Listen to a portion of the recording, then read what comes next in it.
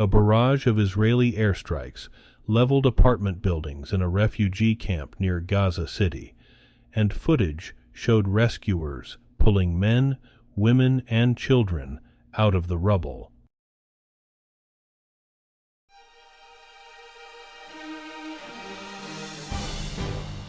Today is Wednesday, November 1st, 2023, and this is the Dunkley Report. A barrage of Israeli airstrikes leveled apartment buildings in a refugee camp near Gaza City, and footage showed rescuers pulling men, women, and children out of the rubble. Israel said the strike destroyed a Hamas command center set up in civilian houses and a network of underground tunnels. The toll from the strikes in Jabalia camp was not immediately known. The Israeli military said a large number of Hamas militants were killed. A Palestinian hospital director said hundreds of civilians were wounded or killed, but did not provide exact figures. Neither side's account could be independently confirmed. A deluge of Israeli airstrikes Tuesday on a refugee camp near Gaza City has demolished apartment buildings, leaving craters where they once stood, while ground troops battle Hamas militants across northern Gaza. Prime Minister Benjamin Netanyahu has meanwhile rejected calls for a ceasefire. The Palestinian death toll in the war has reached 8,525, according to the Hamas-run health ministry in Gaza. In the occupied West Bank, more than 110 Palestinians have been killed. More than 1,400 people in Israel have been killed, most of them civilians slain in the initial Hamas rampage. One of around 240 hostages taken from Israel into Gaza by the militant group was rescued in a special forces operation. The Supreme Court is wrestling with whether public officials can block critics from commenting on their social media accounts. The issue first arose in a case involving former President Donald Trump.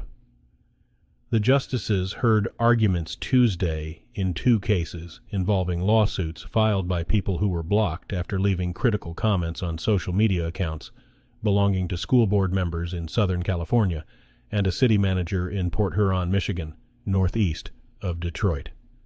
The cases forced the court to deal with the competing free speech rights of public officials and their constituents, and all in a rapidly evolving virtual world. It was not clear where the court would land. Defense Secretary Lloyd Austin and Secretary of State Antony Blinken are urging an increasingly divided Congress to immediately send major aid to both Israel and Ukraine.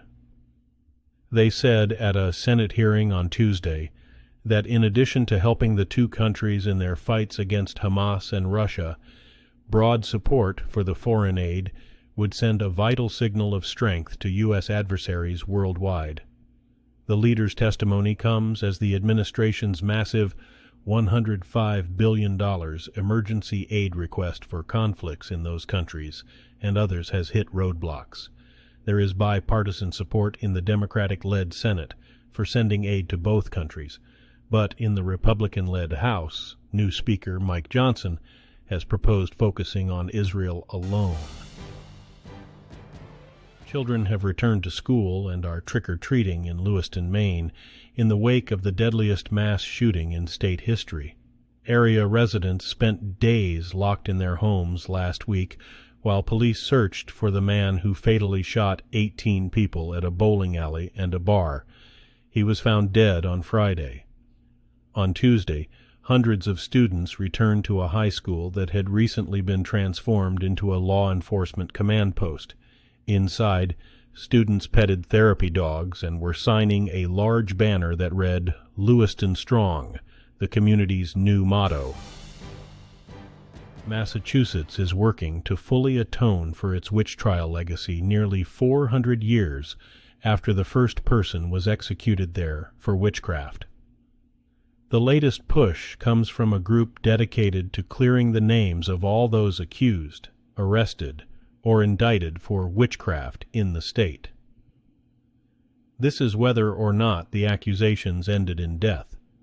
Hundreds of individuals were accused of witchcraft in Massachusetts, home of the infamous Salem witch trials between 1638 and 1693. Most escaped execution, but have yet to have their names formally cleared by lawmakers. Chatbots like ChatGPT wowed with their ability to do tasks as good as or better than humans, thanks to cutting-edge artificial intelligence systems. Now, frontier AI has become the latest buzzword as concerns grow that the emerging technology has capabilities that could endanger humanity. Everyone from the British government to top researchers and even major AI companies themselves are raising the alarm about frontier AI's as yet unknown dangers and calling for safeguards. The debate comes to a head Wednesday at a summit focused on frontier AI. Sofia Coppola learned a long time ago that in order to have full creative freedom, she'd have to get creative with budgets and timelines. Though to look at her latest film, Priscilla, a continent and decade-spanning portrait of Priscilla Presley's life with Elvis, you wouldn't know that it was shot in 30 days, mainly in Toronto.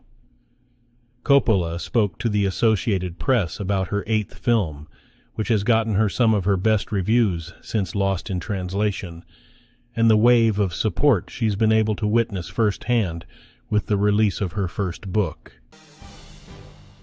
A professor who is an expert in national security has testified that then-President Donald Trump could have mobilized the National Guard and federal law enforcement to protect the U.S. Capitol once violence broke out on January 6, 2021.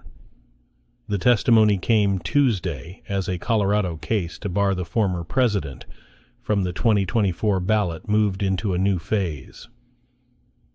William Banks is a Syracuse University law professor who was called by lawyers for the Colorado voters trying to bar Trump from the 2024 ballot under the rarely used insurrection clause of the Constitution. Trump's lawyers say the military had assured the then-president they had a plan for protest security. The Israel-Hamas war has plunged Israel's agricultural heartlands into crisis. Near Gaza, the military has banned all farming within 4 kilometers of the border fence and tightly monitors farmers whose lands lie just outside the no-go zone. In the north, near the Lebanese and Syrian borders, entire communities have been evacuated because of rocket fire from Lebanon's Hezbollah militant group.